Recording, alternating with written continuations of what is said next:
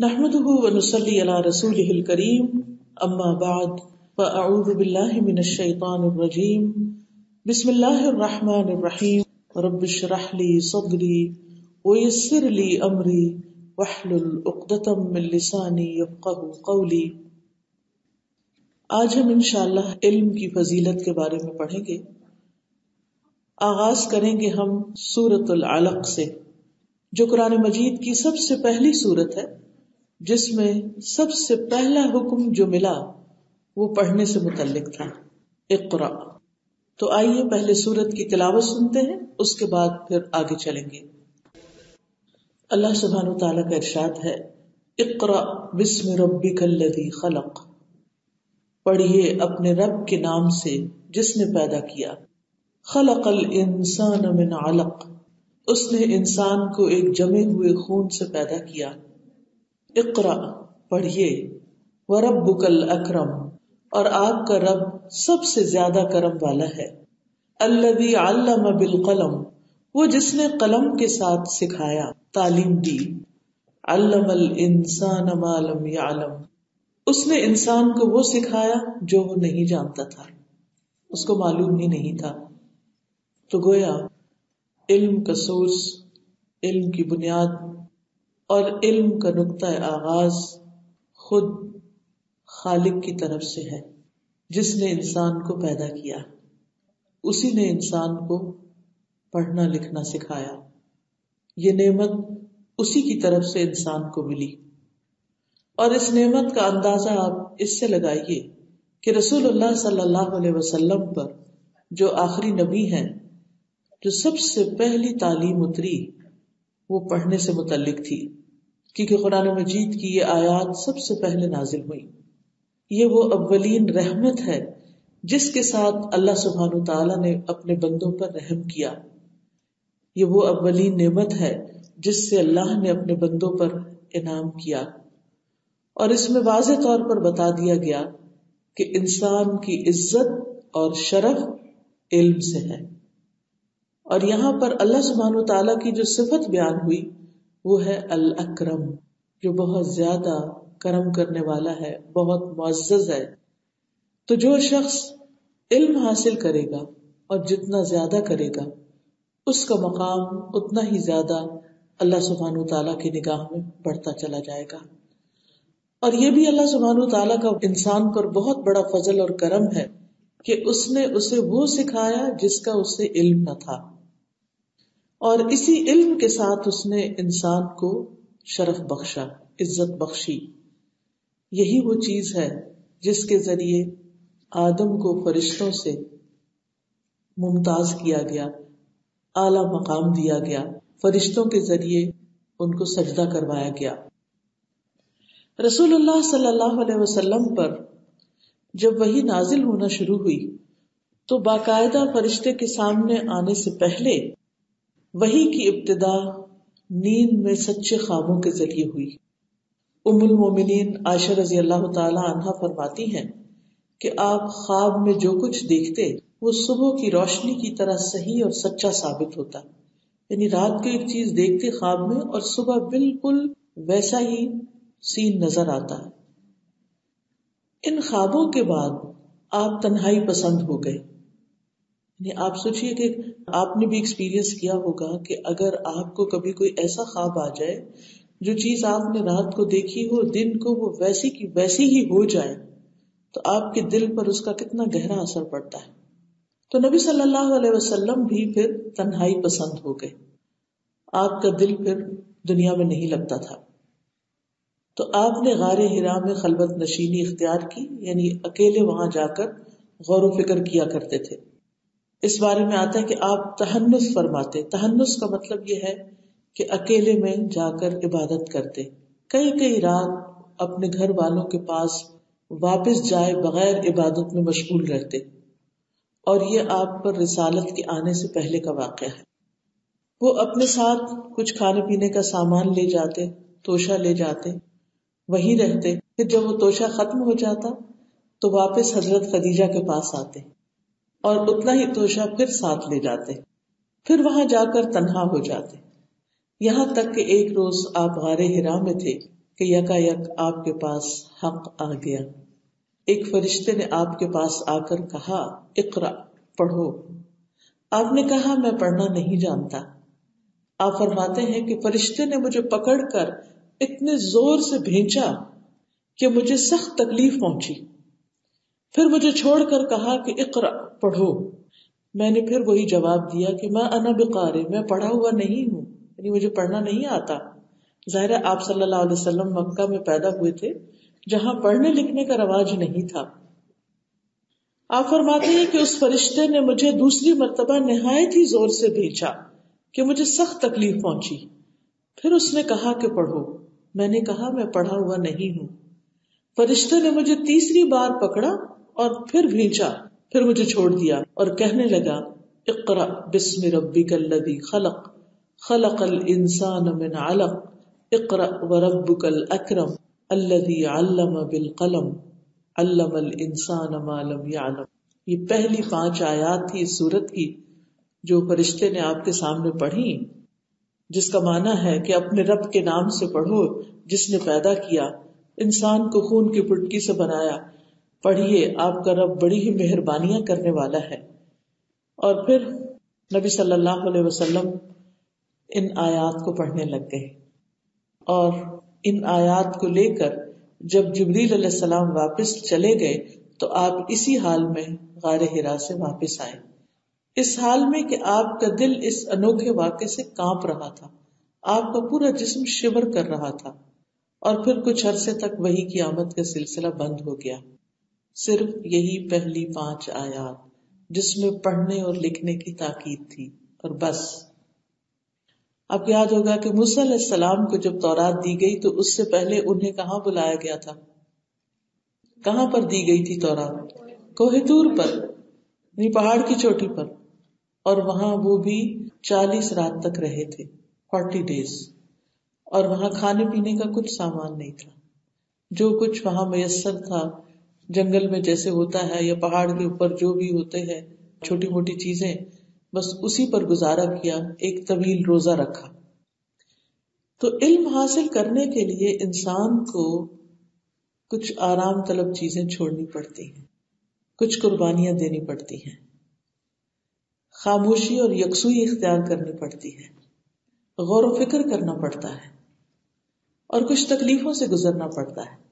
لیکن جب انسان ان سے گزر جاتا ہے تو پھر اس کو وہ مرتبہ اور وہ مقام ملتا ہے جو دوسرے کو نہیں ملتا. اور اس کے لیے کوئی شارٹ کٹ نہیں ہوتا. ماں کے پیٹ سے کوئی بھی سیکھ کر نہیں آتا، کسی کو علم گھول کر پلایا نہیں جا سکتا، بلکہ اسے سیکھنا پڑتا ہے، حاصل کرنا پڑتا ہے. اور ہم دیکھتے ہیں کہ جو لوگ دنیا میں پڑھتے ہیں، مثلاً آپ کے 2 بچے ہیں، ان میں سے ایک خوب پڑھتا ہے، محنت کرتا ہے، تو وہ ترقی کی منازل طے کرتا چلا جاتا ہے. اس کے برعکس دوسرا بچہ اگر اس کو پڑھنے لکھنے کا کوئی شوق نہیں تو آپ دیکھیں گے کہ وہ زندگی کی دوڑ میں بھی پیچھے رہ جاتا ہے. دنیا میں بھی قدر انہی لوگوں کی ہے کہ جو علم حاصل کرتے ہیں، خواہ وہ دنیا کا ہی علم کیوں نہ ہو، خواہ وہ میڈیسن ہو یا انجینئرنگ ہو یا کچھ اور. اور پھر یہ کہ ایک سرٹن ڈگری کرنے کے بعد پھر وہ چاہے کام شروع کر دیں، پھر بھی وہ پڑھنا لکھنا جاری رکھتے ہیں، وہ اپنے فیلڈ میں ریسرچ کرتے رہتے ہیں. اسی لیے آپ نے دیکھا ہوگا کہ جو کسی فیلڈ میں ایک خاص مقام پر ہوتا ہے اور سینئر ہوتا ہے، وہ مسلسل ریسرچ کرتا چلا جاتا ہے، آگے بڑھتا چلا جاتا ہے، بڑھتا چلا جاتا ہے. پھر اس کا درجہ اور مقام اسی فیلڈ کے لوگوں میں بہت آگے ہو جاتا ہے. تو اس لیے انسان کو علم حاصل کرنے کا حریص رہنا چاہیے. لیکن یاد رکھیے کہ دنیا کا علم حاصل کرنا منع نہیں، دنیا کا علم بھی انسان کے لیے فائدہ مند ہے، انہی علوم کے ذریعے انسان نے ترقی کی ہے. لیکن اسلام کا نقطہ نظر یہ ہے کہ آپ جو بھی علم نافع حاصل کریں، یعنی فائدہ مند علم حاصل کریں، اس میں رب کا ذکر ضرور ہو. اقرأ بسم ربک الذی خلق، رب کا نام ضروری ہے اس میں. کیوں؟ اس لیے کہ الذی خلق، جس نے پیدا کیا ہے اس کو نہیں بھولنا. تمہیں بھی اللہ نے پیدا کیا اور اس دنیا کو بھی اللہ نے پیدا کیا. لہذا دنیا میں جو کچھ ہے، چاہے وہ درخت ہیں، جانور ہیں، حیوان ہیں، جڑی بوٹیاں ہیں، پھل ہیں، پھول ہیں، ستارے ہیں، سیارے، سب اسی کے بنائے ہوئے. تو جب آپ اس کی تخلیق میں غور و فکر کرتے ہیں تو خالق کو اس سے الگ نہ کریں، اس میں خالق کا ذکر ہونا چاہیے. بلکہ دنیا کے جتنے بھی علوم ہیں، جتنی بھی سائنسز ہیں، ان کو پڑھتے ہوئے مقصد اور نظریہ کیا ہونا چاہیے کہ ان کے ذریعے ہمیں اللہ سبحانہ وتعالیٰ کی پہچان زیادہ ہو. کیونکہ جو جتنا علم والا ہوتا ہے اس کے ذہن میں اتنی وسعت ہوتی ہے، وہ چیزوں کو اتنی گہرائی اور باریکی کے ساتھ دیکھتا ہے اور بہترین نتائج نکال کر لاتا ہے. اب دیکھیں گے ہم اگر ایک پھول کو دیکھیں گے تو بس ایک عام نظر سے صرف اس کے کلر یا ٹیکسچر یا خوشبو یا اس کو ڈیکوریشن کی نظر سے دیکھیں گے. لیکن ایک سائنٹسٹ صرف کلر نہیں دیکھے گا، ایک ڈیکوریشن کے لیے نہیں دیکھے گا اس کو، وہ اس سے کوئی اور نتیجہ نکالے گا. اور ہم زیادہ سے زیادہ پھول سجا کر کسی کو خوش کر سکتے ہیں، کسی کا استقبال کر سکتے ہیں، لیکن جو فائدہ ایک سائنٹسٹ آپ کو اس میں غور و فکر کر کے اس کے فائدے بتا کر پہنچا سکتا ہے، وہ صرف ظاہری چیز سے نہیں ہو سکتا. اس لیے ہم سب کو اپنی بنیادی ضروریات سے فارغ ہو کر مزید سیکھنے کی طرف توجہ دینی چاہیے، چاہے وہ دنیا کا نفع مند علم ہو یا دین کا. اور اگر آپ دنیا کی بھی ڈگری حاصل کر رہے ہیں تو کرتے رہیے، لیکن اس کے ساتھ ساتھ اپنا دینی علم بھی بڑھاتے رہیے، اس کے ساتھ اپنا تعلق مضبوط رکھیے. کیونکہ اللہ سبحانہ تعالیٰ نے ہی ہر چیز کو پیدا کیا. جیسا کہ سورۃ طٰہٰ میں آتا ہے، فرعون نے پوچھا تھا موسیٰ علیہ السلام سے، قال فمن ربکما یا موسیٰ، اے موسیٰ تم دونوں کا رب کون ہے؟ اب دیکھیے کہ موسیٰ علیہ السلام نے رب کی تعریف کیا کی، رب کی پہچان کیا کروائی. قال ربنا الذی اعطی کل شیء خلقہ ثم ہدی، کہ ہمارا رب تو وہ ہے جس نے ہر چیز کو اس کی شکل و صورت بخشی. جتنی بھی چیزیں ہیں، ان کے جو بھی ڈیزائن ہیں، ان کے جو بھی رنگ ہیں، جو بھی شکل ہے، جو بھی سائز ہے، اس کے اندر جو جو فائدے ہیں، وہ سارے کے سارے رب نے بنائے ہیں، وہ رب کی طرف سے آئے ہیں. ثم ہدی، پھر اس نے راستہ دکھایا. کس کو؟ انسان کو. کس چیز کا؟ کہ ان سے کیسے فائدہ اٹھانا. یعنی انسان نے اگر پتھروں کے خواص معلوم کیے تو وہ بھی اللہ ہی نے راہ دکھائی تھی، اس کو اسی نے یہ علم الہام کیا. شہد کی مکھی کو اگر شہد بنانا سکھایا تو وہ علم بھی کس نے اس کو دیا؟ اس کے اتنے ڈاٹ جتنے دماغ میں، وہ اللہ ہی نے دیا. وہ جس کی آنکھیں ہمیں دکھتی نہیں، وہ کیا کیا دیکھتی ہے، کہاں جا کر بیٹھتی ہے، اچھے ہی پھول اور پھل پہ بیٹھتی ہے، گندی مکھی کی طرح نہیں اندھا دھند کسی بھی گندگی پہ جا بیٹھے، اچھی جگہ پہ جا بیٹھتی اور پھر اس سے اچھی چیز نکال کے رس لاتی ہے اور پھر اس سے شہد بناتی. یعنی جو شہد وہ تیار کرتی ہے، اتنی بڑی فیکٹری میں انسان اتنی فائدے کی اور غذائیت کی چیز اس ڈیلیکیسی کے ساتھ تیار نہیں کر سکتا. اور ہماری جو فیکٹریاں لگی ہیں، ان کا شور اور ان کی پولوشن اور اس کی وجہ سے فضا میں، انوائرمنٹ میں جو مسائل پیدا ہو رہے ہیں، وہ آپ سب کو معلوم ہے کہ انسانوں کے لیے کتنی بڑی تھریٹ اور کتنا بڑا ڈینجر بن چکا ہے. انسان کے اپنے ہاتھوں ہی جو چیزیں وہ بنا رہا ہے انہی کے ذریعے. لیکن اللہ سبحانہ تعالیٰ نے اپنی قدرت کی زبردست نشانیاں دکھائیں کہ دیکھو اتنے بڑے کارآمد مفید چیز جس کا ذکر خود اس نے قرآن میں کیا کہ فیہ شفاء للناس، اس شہد میں شفا ہے لوگوں کے لیے، اس کو کس سے تیار کروایا. دوسری طرف دودھ میں شفا ہے، دودھ بڑے فائدے کی چیز، اس کے لیے اتنی بڑی بحث بنائی. یہ اللہ کی قدرت ہے نا کہ کسی سے شہد بنوایا، کسی سے دودھ، کسی سے کچھ اور. تو یہ سب انسانوں نے جو ایکسپلور کیا، تو یہ بھی اسی طرح انسانوں کے اندر اللہ نے الہام کیا تھا یہ علم. لیکن ہر ایک کو یہ الہام نہیں ہوتا، اسی کو ہوتا ہے جو اس چیز میں انٹرسٹ لیتا ہے، پھر وہ اس کے بارے میں سوچتا ہے، پڑھتا ہے، غور و فکر کرتا ہے، اور پھر اللہ سبحانہ وتعالیٰ اس محنت کے انعام کے طور پر اس کے اندر وہ راہیں ہموار کرتے ہیں، اس کو روشنی دیتے ہیں، اور پھر اس کو وہ دکھائی دیتا ہے جو عام انسانوں کی نظر نہیں دیکھ سکتی. تو یہی وہ رب ہے الذی اعطی کل شیء، کل شیء میں انسان بھی ہے، حیوان بھی ہے، جانور بھی ہے، خلقہ، سب کو اس نے ہی ایک خاص شیپ میں بنایا، ثم ہدی، پھر اس نے رہنمائی کی. آسمان ہو، زمین ہو، رات ہو، دن ہو، سورج، چاند، ستارے، سب کے سب الا لہ الخلق والامر، کہ یاد رکھو اسی کا کام ہے پیدا کرنا اور حکم دینا بھی اسی کا کام ہے. تبارک اللہ رب العالمین، بہت برکت والا ہے اللہ جو سارے جہانوں کا رب ہے، یعنی صرف انسان کو نہیں بلکہ سب کو اسی نے پیدا کیا. اور پھر یہاں پر آپ دیکھیے کتنی دلچسپی کی بات ہے، کتنی حیرانی کی بات ہے. پہلا لیسن دیا جا رہا ہے اور اس میں اقرا کے بعد جو دوسری آیت ہے وہ کیا ہے؟ خلق الانسان من علق، کہ انسان کو اس نے خون کی پٹکی سے پیدا کیا. سبحان اللہ. یعنی سائنس اور دین ساتھ ساتھ چل رہا ہے. یعنی انسان کس سے بنا، کس سے پیدا ہوا، یہ تو آج اس صدی میں، یہ پچھلی صدی میں انسان نے آ کر ایکسپلور کیا اور انسان کو پتہ چلا. 1400 سال پہلے نبی صلی اللہ علیہ وسلم کو کس نے بتایا تھا کہ انسان کہاں سے بنتا ہے، کیسے بنتا ہے، اور انسان کی تخلیق کے آغاز میں کیا چیز کار فرما ہوتی ہے؟ الذی خلق الانسان من علق.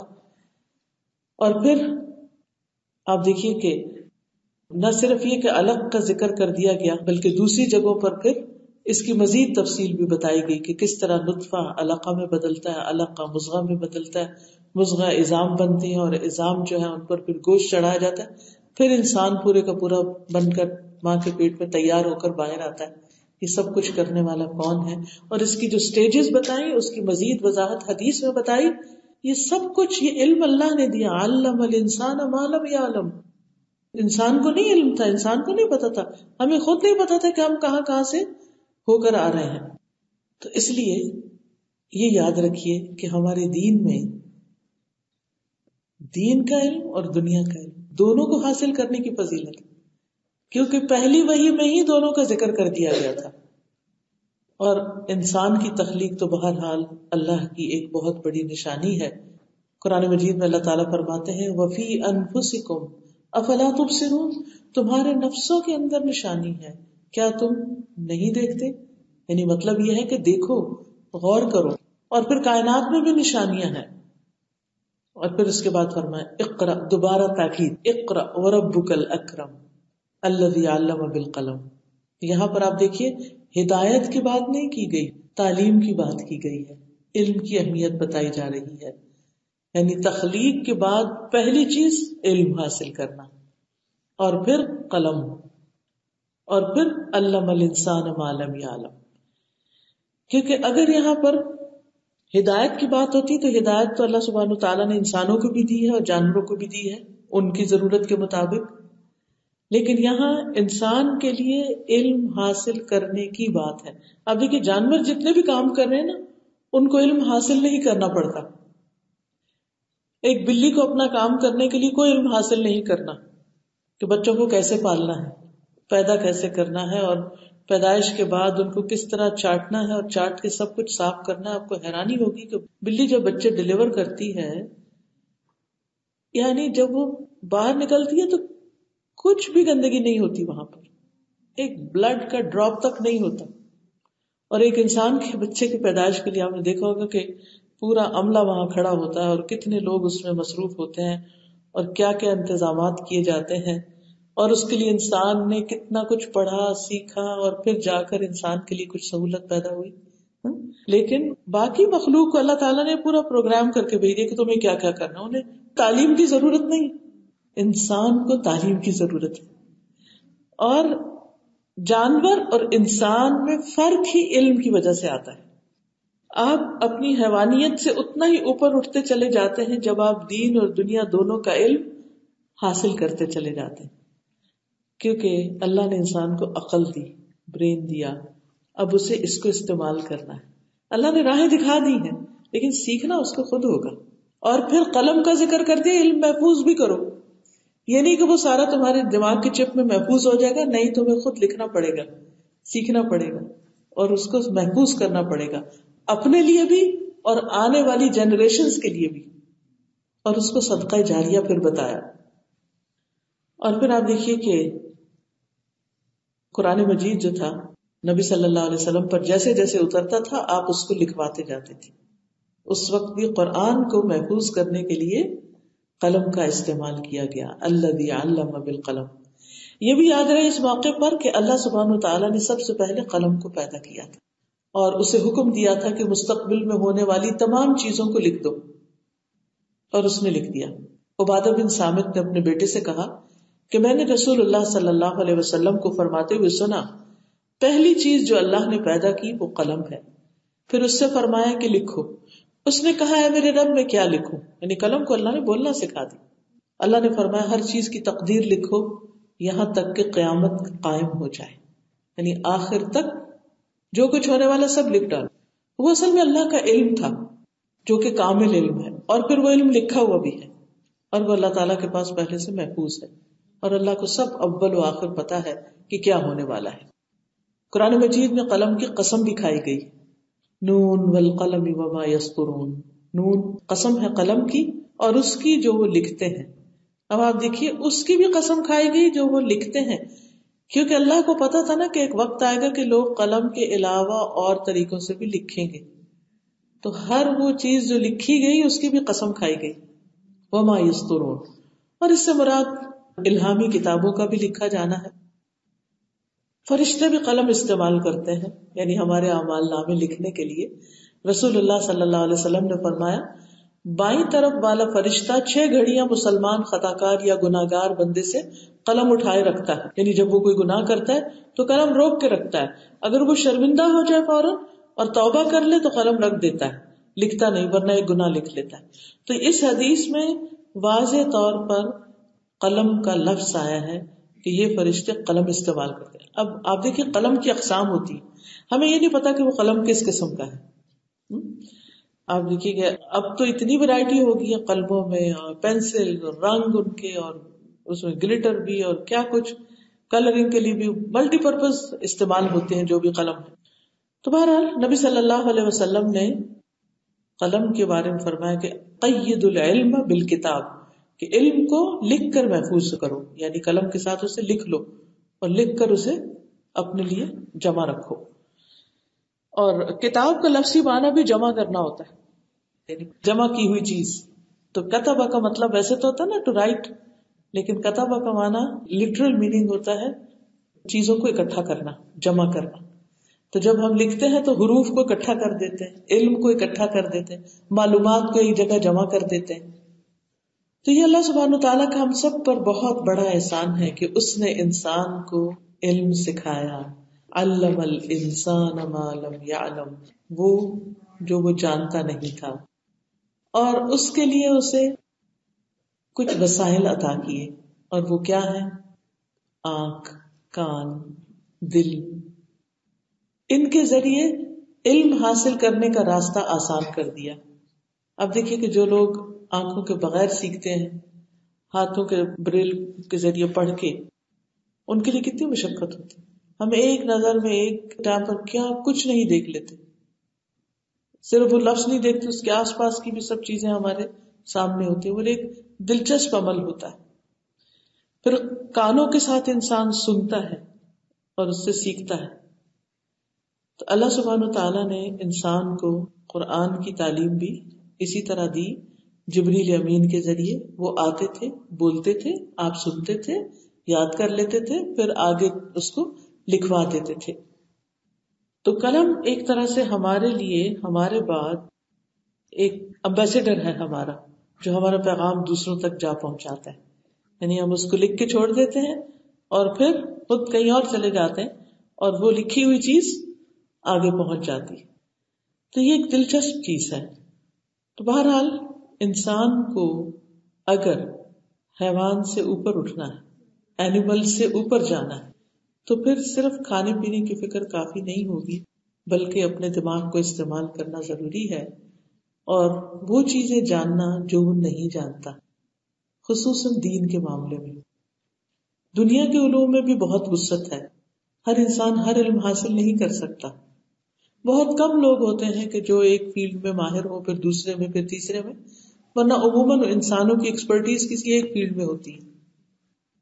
تو ہم سب کو بھی آگے بڑھنے کے لیے، ترقی کرنے کے لیے، عزت حاصل کرنے کے لیے اللہ کی نگاہ میں سیکھتے رہنا ہے اور اللہ سے دعا کرنی ہے، رب زدنی علما، جو اللہ سبحانہ وتعالیٰ نے نبی صلی اللہ علیہ وسلم کو سکھائی، وقل رب زدنی علما۔ اور پھر آپ دیکھیے کہ اللہ سبحانہ وتعالیٰ ہمارے بارے میں ہم سے زیادہ جانتا ہے، اس لیے اس نے ہمیں جو کتاب دی ہے، قرآن دیا ہے، جو رسول بھیجا ہے اور اس کو جو حکمت دی ہے وہ اس کے علم پر مبنی ہے، لہذا وہ دنیا کے تمام علوم سے افضل ہے۔ دنیا کا علم انسانوں کی طرف سے آیا ہے، انسانوں کے تجربے پر مبنی ہے، لیکن قرآن کا علم، حدیث کا علم، یہ اللہ کی طرف سے آیا ہے جو اللہ کے علم پر مبنی، اور اس کے ذریعے اللہ سبحانہ تعالیٰ نے بندوں کو حکمت سکھائی، صرف الفاظ نہیں دیے، صرف معلومات نہیں دی، بلکہ ایک وزڈم بھی عطا کی ہے۔ اور پھر آپ دیکھیے کہ یہ تقسیم بھی کر دیا گیا ہے، یعنی علم بھی ایک رزق کی طرح ہے، جیسے بندوں میں رزق تقسیم ہوا ہے ایسے ہی علم بھی تقسیم ہوا ہے۔ کسی کو ایک خاص علم سے دلچسپی ہوتی ہے تو کسی کو دوسرے علم سے، کوئی میتھمیٹکس میں اچھا ہوتا ہے تو کوئی شخص میڈیسن میں بہت اچھا ہوتا ہے، کسی کو انسانوں سے بہت دلچسپی ہوتی ہے، کسی کو جانوروں کے ساتھ ان کے بارے میں علم حاصل کرنے میں بہت ہوتی ہے، کسی کو لینگویجز کا شوق ہوتا ہے، کوئی کسی اور چیز میں بہت ماہر ہوتا ہے۔ تو یہ اللہ کی تقسیم ہے، جس چیز کی زیادہ ضرورت ہے اس طرح کے لوگ زیادہ ہوتے ہیں، انٹرسٹ رکھنے والے، کامن انٹرسٹ جسے کہتے ہیں، اور کچھ علوم خاص خاص ہوتے ہیں۔ خضر علیہ السلام کو اللہ سبحانہ تعالیٰ نے وہ علم دیا جو موسیٰ علیہ السلام کو نہیں دیا تھا، موسیٰ علیہ السلام کے پاس وہ علم تھا جو خضر علیہ السلام کے پاس نہیں تھا۔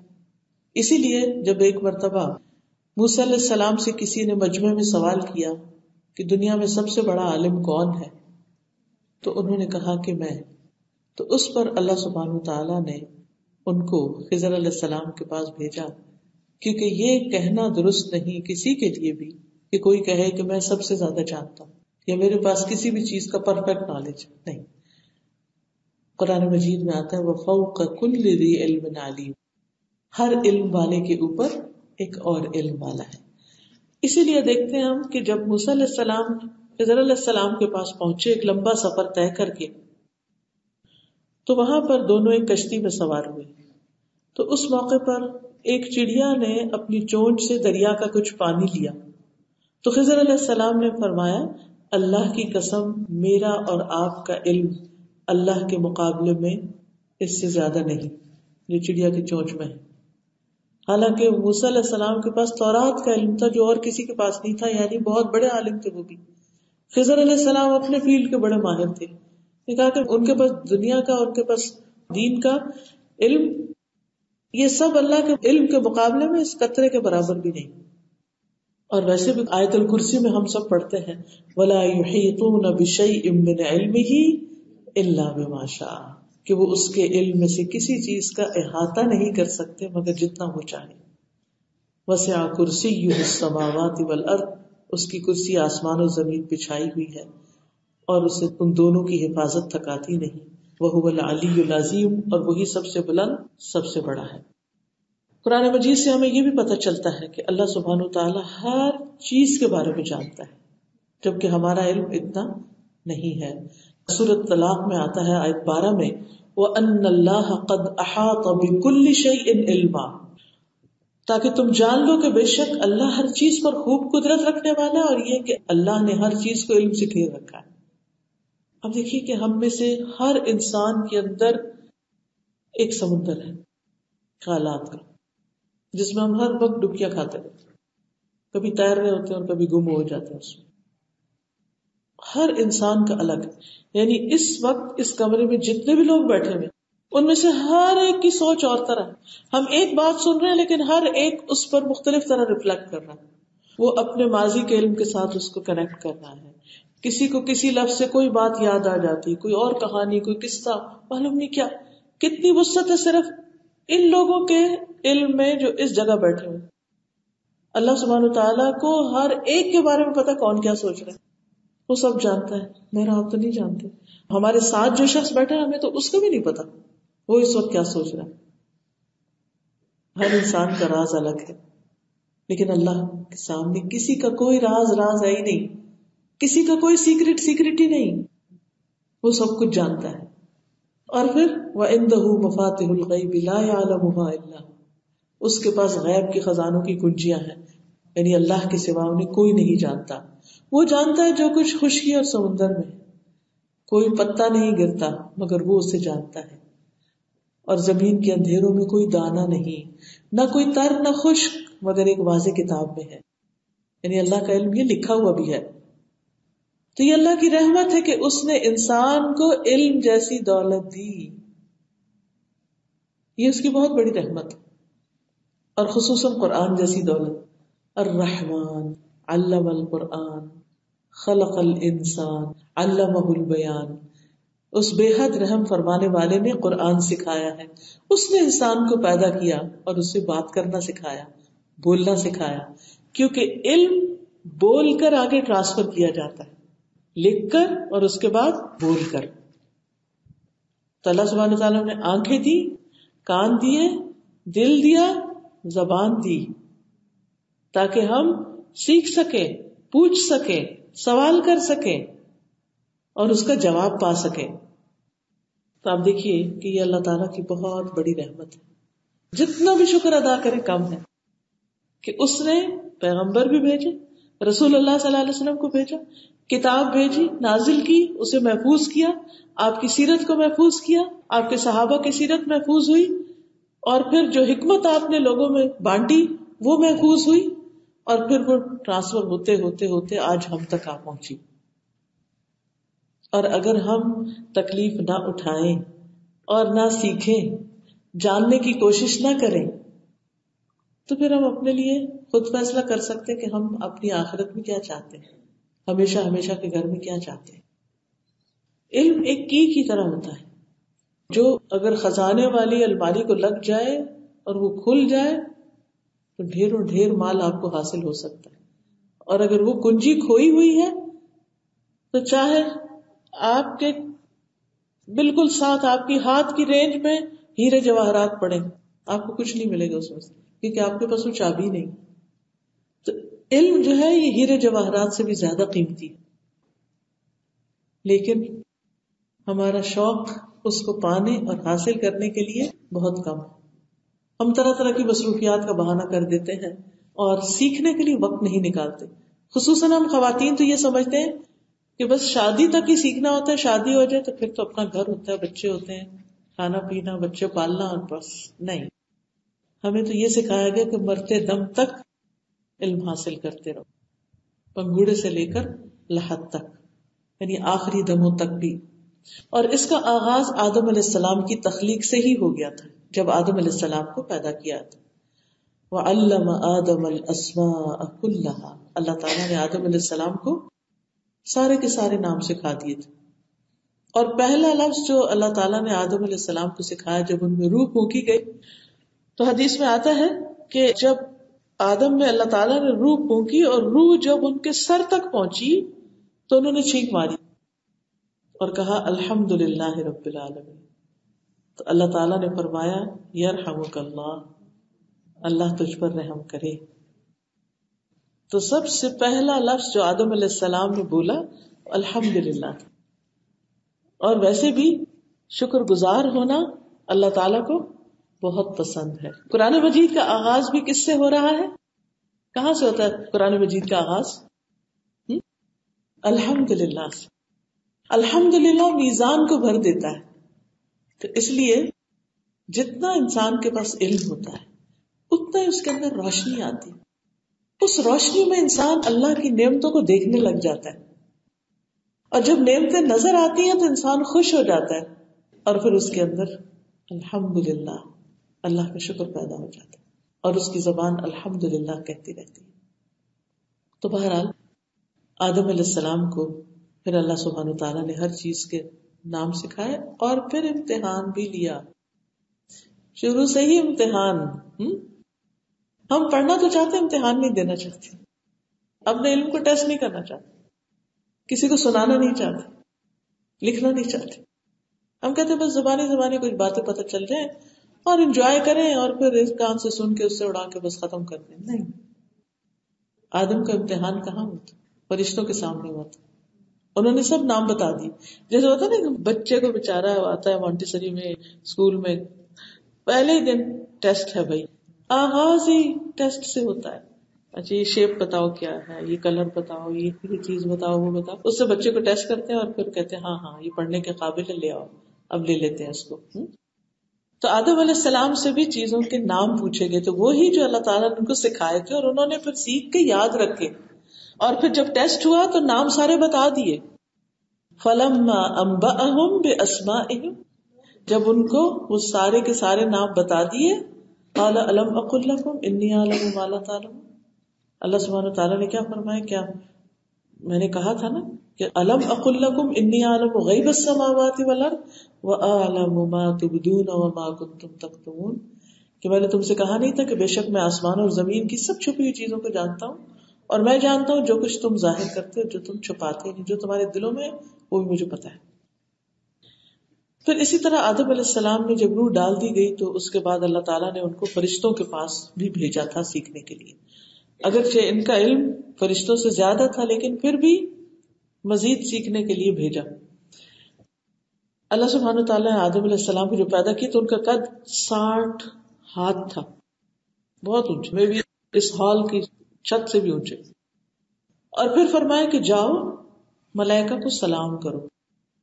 پھر غور سے سننا وہ کیا کہتے ہیں، جواب کن الفاظ میں دیتے ہیں، کیونکہ وہی تمہارا اور تمہاری اولاد کا طریقہ ہوگا، سلام ہوگا.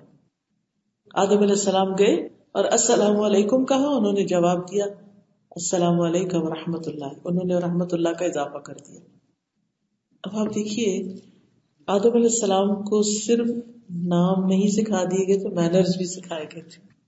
یہ مینرز میں سے ہے نا کہ چھینک آئے تو کیا کہنا ہے، الحمدللہ کہنا، سلام کیسے کرنا ہے، اور پھر جواب کیسے دینا، یہ مینرز ہیں.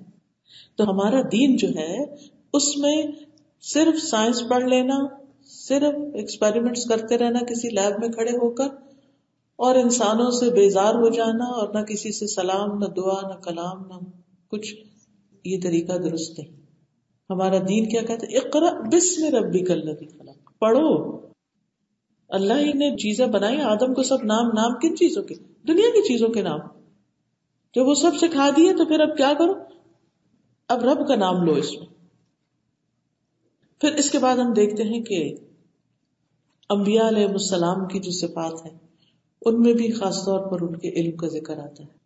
یوسف علیہ السلام کے بارے میں قرآن مجید میں آتا ہے وَإِنَّهُ لَذُو عِلْمٍ لِمَا عَلَّمْنَاهُ، بلا شبہ وہ یقیناً بڑے علم والا تھا اس وجہ سے کہ ہم نے اسے سکھایا تھا. تو بڑا علم کب ہوتا ہے، جب انسان اللہ کا بھیجا ہوا علم سیکھتا ہے، قرآن سیکھتا ہے، دین سیکھتا ہے. اس کے بغیر انسان جاہل ہوتا ہے. ابراہیم علیہ السلام کے بارے میں آتا ہے کہ انہوں نے اپنے والد سے کہا تھا یا ابت انی قد جاءنی من العلم ما لم یأتک فاتبعنی اہدک صراطا سویا. اے میرے ابا جان، یقیناً میرے پاس ایسا علم ہے جو آپ کے پاس نہیں آیا، لہذا میرے پیچھے چلیے، میں آپ کو سیدھی راہ بتاؤں گا. سبحان اللہ، بیٹا باپ سے کہہ رہا ہے کہ علم کی وجہ سے آپ مجھے فالو کیجئے. یہ ہے علم کی وجہ سے قدر، کہ بچہ ماں باپ سے بھی بڑھ کر مقام حاصل کر لیتا ہے. اور یہ ہم سب تجربہ کر رہے ہیں، دیکھ رہے ہیں کہ بعض اوقات ماں باپ اتنے پڑھے لکھے نہیں ہوتے، بچے پڑھ لکھ جاتے ہیں، وہ کہیں سے کہیں پہنچ جاتے ہیں، ان کی عزت، ان کا مقام کچھ اور ہی ہوتا ہے. پھر اسی طرح یعقوب علیہ السلام کے بارے میں آتا ہے، انہوں نے اپنے بچوں سے کہا تھا انی اعلم من اللہ ما لا تعلمون، کہ میں اللہ کی طرف سے وہ جانتا ہوں جو تم نہیں جانتے. موسیٰ علیہ السلام کے بارے میں تو آپ نے پڑھا ہی کہ نبی ہونے کے باوجود انہوں نے علمی سفر کیا تھا، علم ٹور کیا تھا، اور پھر انہوں نے مختلف چیزوں کے بارے میں جو خضر نے کی تھی ان سے سوال کیا اور پھر اس کا جواب پا کر آئے. نبی صلی اللہ علیہ وسلم کے بارے میں آتا ہے، آپ فرماتے ہیں ان اللہ لم یبعثنی معنتا ولا متعنتا ولکن بعثنی معلما میسرا. اللہ نے مجھے مشکلات میں ڈالنے والا اور سختی کرنے والا نہیں بنا کے بھیجا، اللہ نے مجھے آسانی کرنے والا معلم بنا کر بھیجا ہے. کہ میں لوگوں کو پیار سے آرام سے سکھاؤں. اور قرآن مجید میں بھی اللہ سبحانہ وتعالیٰ فرماتے ہیں کما ارسلنا فیکم رسولا منکم یتلو علیکم آیاتنا ویزکیکم ویعلمکم الکتاب والحکمت ویعلمکم ما لم تکونوا تعلمون. جس طرح ہم نے تم میں ایک رسول تم ہی میں سے بھیجا جو تم پر ہماری آیات پڑھتا ہے، تمہیں پاک کرتا ہے، تمہیں کتاب اور حکمت کی تعلیم دیتا ہے، تمہیں وہ سکھاتا ہے جو تم نہیں جانتے تھے. تو پیغمبروں نے دراصل انسانوں کو وہ سکھایا کہ جو وہ کہیں اور سے حاصل نہیں کر سکتے، اور یہی ان کی وراثت ہوتی ہے. انبیاء درہم و دینار نہیں چھوڑتے بلکہ ان کا ورثہ علم ہوتا ہے. اسی لیے ابو ہریرہ رضی اللہ عنہ نے ایک مرتبہ ایک بازار میں کھڑے ہو کر کہا ہے بازار والو تمہیں کس چیز نے عاجز کر دیا؟ انہوں نے کہا ابو ہریرہ کیا بات ہوئی؟ کہا وہ رسول اللہ کی میراث تقسیم ہو رہی اور تم یہاں ہو، جاؤ وہاں جا کر اپنا حصہ لو. تو وہ جلدی سے گئے کہ کہا کہ مسجد میں گئے تو وہاں تو بس پڑھنے پڑھانے کی باتیں ہو رہی تھی. جب واپس آئے تو انہوں نے کہا کہ ہم تو گئے تھے ہمیں تو کچھ نظر نہیں آیا. انہوں نے کہا کہ کچھ دیکھا تھا؟ کہا وہاں کچھ لوگ نماز پڑھ رہے تھے، کچھ قرآن پڑھ رہے تھے، کچھ حلال و حرام کا علم حاصل کر رہے تھے. تو انہوں نے کہا تمہاری خرابی ہو، یہی تو محمد صلی اللہ علیہ وسلم کی میراث ہے. یعنی مال و دولت سے بڑھ کر یہ میراث ہے. جو کچھ تم بازار میں کما رہے ہو اس سے کہیں بڑھ کر ہے یہ سب کچھ جو تمہیں یہاں ملے گا. پھر اسی طرح صحابہ کو بھی اللہ نے بہت علم دیا تھا. ابن عمر کہتے ہیں کہ میں نے رسول اللہ صلی اللہ علیہ وسلم کو یہ فرماتے ہوئے سنا کہ میں سو رہا تھا، اسی حالت میں مجھے دودھ کا ایک پیالہ دیا گیا، میں نے خوب اچھی طرح پی لیا حتیٰ کہ تازگی میرے ناخنوں سے نکل رہی تھی. پھر میں نے اپنا بچا ہوا دودھ عمر کو دیا، عمر بن خطاب کو. صحابہ نے پوچھا اس کی کیا تعبیر ہے؟ آپ نے فرمایا علم. تو کبھی آپ بھی خواب میں دودھ دیکھیں تو وہ کیا ہوتا ہے؟ علم ہوتا ہے. پھر اسی طرح مختلف صحابہ مختلف چیزوں کے ایکسپرٹ تھے. معاذ بن جبل جو تھے وہ حلال و حرام کے بہت بڑے عالم تھے. ابی بن کعب بہت بڑے قاری تھے. عبداللہ بن مسعود بھی اسی طرح. علم وراثت کے سب سے بڑے ماہر زید بن ثابت تھے، ہیبرو زبان بھی جانتے تھے. تو اللہ سبحانہ و تعالیٰ نے علم کی وجہ سے اس جنریشن کو باقیوں پر فوقیت عطا کی. ہم سب کو بھی، یعنی آخر میں خلاصہ یہی کروں گی کہ ہم سب کو بھی سیکھنا اپنے اوپر لازم کر لینا چاہیے. ہمیں آج تک جو کچھ بھی پتا ہے وہ ہمارے لیے کافی نہیں، ہمیں اور سیکھنا ہے. اور جب تک آپ کے پاس فرصت ہے، مہلت ہے، وقت ہے، زندگی ہے، سیکھتے رہیے سیکھتے رہیے سیکھتے رہیے. ہر روز علم میں اضافہ کیجیے. اچھا بعض خواتین آتے ہوئے کہتے ہیں ہمیں کچھ یاد نہیں رہتا، ہم جو پڑھتے ہیں پھر بھول جاتے. تو کیا ہوا؟ پھر پڑھ لیجیے. اسی لیے تو بھولتا کہ پھر پڑھیے. اگر وہ سب یاد رہ جائے تو پھر تو روز پڑھنے کی ضرورت ہی نہیں. حدیث میں آتا ہے طلب العلم فریضۃ علی کل مسلم، علم کا حاصل کرنا ہر مسلمان پر فرض ہے. اور یاد رکھیے دین کا علم حاصل کرنا قبر کے سوالوں کے جواب کی تیاری کے لیے بہت ضروری ہے. سنن نبی داؤد میں آتا ہے، براء ابن عازب کہتے ہیں کہ ہم ایک انصاری کے جنازے میں گئے. ہم قبر کے پاس پہنچے تو ابھی لحد تیار نہیں ہوئی تھی، یعنی جس میں دفنانا تھا ان کو. تو رسول اللہ صلی اللہ علیہ وسلم بیٹھ گئے، ہم بھی آپ کے آس پاس بیٹھ گئے. گویا ہمارے سروں پہ پرندے ہوں، چپ ساکت سا بیٹھے ہوئے تھے، خاموشی سے. آپ کے ہاتھ میں ایک چھڑی تھی، چھوٹی سی اسٹک تھی، آپ اس سے زمین کو ریت رہے تھے. پھر آپ نے سر اٹھایا اور فرمایا اللہ سے قبر کے عذاب کی پناہ مانگو. آپ نے یہ بات 2 یا 3 بار فرمائی. جریر کہتے ہیں کہ اس میں مزید یہ اضافہ تھا کہ آپ نے فرمایا کہ جب لوگ واپس جاتے ہیں تو میت ان کے قدموں کی آہٹ سنتی ہے. جسے کوئی آپ کمرے میں سو رہے ہو نا تو بعض اوقات کوئی پاس سے گزر رہا ہو تو آپ نیند میں بھی ہوتے اور آپ کو قدموں کی آواز بھی آ رہی ہوتی. ایسے ہی آپ نے بتایا کہ جب انسان فوت ہوتا ہے تو دفنا کے ابھی لوگ قبرستان سے جا رہے ہوتے ہیں کہ ان کے جو پاؤں کی جو آواز ہوتی ہے، چاپ ہوتی ہے، وہ مردے کو قبر کے اندر سنائی دے رہی ہوتی. زمین پہ وائبریشن بھی ہوتی ہے نا ایک طرح سے. اور جب زیادہ لوگ چل رہے ہیں تو آپ نے دیکھا ہوگا کہ وہ دھم دھم دھم کی آواز بھی ہوتی ہے. بہرحال پھر فرمایا کہ اس وقت اس سے پوچھا جا رہا ہوتا ہے، اس وقت اس کا سوال ہوتا ہے. یعنی ابھی لوگ ہٹے نہیں کہ آ گئے فرشتے سوال جواب کے لیے. اور کیا پوچھتے ہیں؟ اے فلاں تمہارا رب کون ہے؟ تمہارا دین کیا ہے، تمہارا نبی کون ہے؟ تو راوی کہتے ہیں کہ آپ نے فرمایا کہ اس کے پاس 2 فرشتے آتے ہیں جو پوچھتے ہیں تیرا رب کون ہے؟ وہ کہتا ہے میرا رب اللہ ہے. پھر وہ پوچھتے ہیں تیرا دین کیا؟ وہ کہتا ہے میرا دین اسلام ہے. پھر وہ پوچھتے ہیں یہ آدمی کون ہے جو تم میں مبعوث کیا گیا تھا، یعنی محمد صلی اللہ علیہ وسلم. وہ کہتا ہے وہ اللہ کے رسول ہے. پھر وہ کہتے ہیں تجھے کیسے پتا چلا، تمہیں کہاں سے پتا چلا کہ اللہ کے رسول؟ وہ کہتا ہے میں نے اللہ کی کتاب پڑھی، میں اس پر ایمان لایا، میں نے اس کی تصدیق کی جب مجھے پتا چلا. تو جس نے پڑھا ہی نہ ہو کچھ، اس کو پتا ہی نہ ہو، اس کو یہ تک نہ پتا ہو کہ قبر میں فرشتوں نے سوال کرنا، اس کا حال کیا ہوگا؟ کیا ہم نے اپنے سب بچوں کو، بہن بھائیوں، سب رشتے داروں کو بتا دیا کہ مرنے کے بعد ان کے ساتھ یہ ہونے والا ہے؟ کہ ابھی قبر سے لوگ ہٹیں گے نہیں کہ سوال جواب شروع ہو جائے گا. پھر اسی طرح آخرت کی تیاری کے لیے علم حاصل کرنا ضروری ہے. قرآن مجید میں اللہ تعالیٰ فرماتے ہیں وَاتَّقُوا اللَّهَ وَاعْلَمُوا أَنَّكُمْ مُلَاقُوهُ، اللہ سے ڈرو، اس کا تقوی اختیار کرو، جان لو کہ تم اس سے ملنے والے ہو. اس بات کا علم حاصل کرو وَاعْلَمُوا أَنَّكُمْ مُلَاقُوهُ، کہ تمہاری اللہ سے ملاقات ہوگی، تم اس کے سامنے جا کر کھڑے ہوگے.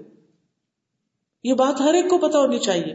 لیکن ہمارے ذہن میں بس ایسے ہی ہاں ہوگا، قیامت کے دن اٹھیں گے وہ، پھر اللہ تعالیٰ معاف کر دیں گے اور بس نکل جائیں گے کہیں. نہیں، اللہ کے سامنے جا کے کھڑے ہونا ہے. کسی انسان کے قدم وہاں سے ٹال ہی نہیں سکتے جب تک کہ وہ اس سے سوال نہ کیے جائیں کچھ. تو ہر ایک سے سوال ہوں گے. پھر اسی طرح جنت میں داخلے کے لیے بھی علم حاصل کرنا ضروری ہے. فرمایا من مات وهو يعلم انه لا الہ الا اللہ دخل الجنہ، جو شخص اس حال میں فوت ہوا کہ وہ جانتا تھا کہ اللہ کے سوا کوئی الہ نہیں، وہ جنت میں داخل ہوگا. تو یاد رکھیے علم والے اور علم نہ رکھنے والے برابر نہیں ہوتے، دونوں کا انجام ایک نہیں ہوتا. قل هل يستوي الذين يعلمون والذين لا يعلمون. اور بہترین لوگ کون ہیں؟ خیرکم من تعلم القرآن وعلمہ. بعض اوقات ہم سیکھ تو لیتے ہیں پھر آگے نہیں سکھاتے، کسی کو دیتے نہیں، تو پھر وہ خیر کی کیٹیگری سے آؤٹ ہو جاتے. یہ ایسے ہی ہوتا ہے کہ جیسے آپ کسی ٹیم کے ممبر بنے اور پھر اس کے بعد آپ نے کھیلنا چھوڑ دیا، تو پھر کیا آپ کو وہ ٹیم کے اندر ہی رکھیں گے؟ نہیں، اگر آپ کھیلیں گے نہیں تو آپ باہر ہو جائیں گے، آپ کو آؤٹ کر دیا جائے گا.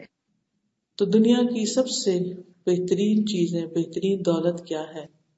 کہ انسان اللہ کی کتاب کو سیکھے اور سکھائے. حدیث میں آتا ہے، عقبہ بن عامر کہتے ہیں کہ نبی صلی اللہ علیہ وسلم ہمارے پاس آئے اور ہم اصحاب صفہ میں سے تھے. تو آپ نے فرمایا کیا تم میں سے کوئی چاہتے کہ ہر روز صبح بطحان اور عقیق جائے اور وہاں سے بغیر کسی گناہ اور قطع رحمی کے 2 بڑے بڑے کوہان والی اونٹنیاں لے آئے، بڑے ہمپ والی، نہیں خوب موٹی تازی. ہم نے عرض کیا اللہ کے رسول ہم سب کو پسند ہے. ایسے ہی جیسے کسی کو کہا جائے کیا تمہیں پسند ہے کہ صبح صبح تم جاؤ مارکیٹ اور 2 مرسیڈیز لے آؤ وہاں سے بغیر پیسے دیے؟ تو کون کہے گا کہ نہیں؟ تو آپ نے فرمایا کہ کیا تم میں سے کوئی صبح کے وقت مسجد کی طرف نہیں جاتا کہ وہ اللہ عز و جل کی کتاب کی 2 آیتیں خود سیکھے یا ان کی قرات کرے؟